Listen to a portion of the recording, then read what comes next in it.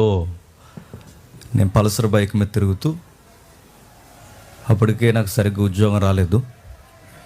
అలాంటి టైంలో చిన్న చిన్న వీధి మీటింగులు, సిమెంట్ రోడ్ మీటింగ్స్ జరిగేవి, చిన్న టేబుల్ వేసుకొని.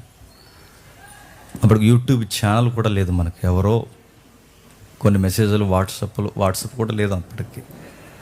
అలాంటి టైంలో మరి ఎలా విన్నాడో నాకు తెలియదు, కానీ ఆ టైంలోని కెనడీ అనే ఇప్పుడు ఎవరైతే ప్రేయర్ చేశారో ఆయన వచ్చి అప్పుడు ఎంకరేజ్ చేశాడు మమ్మల్ని. నీకు చాలా మంచి ప్రసంగికుడు, భవిష్యత్తు నీకు ఉంది అని.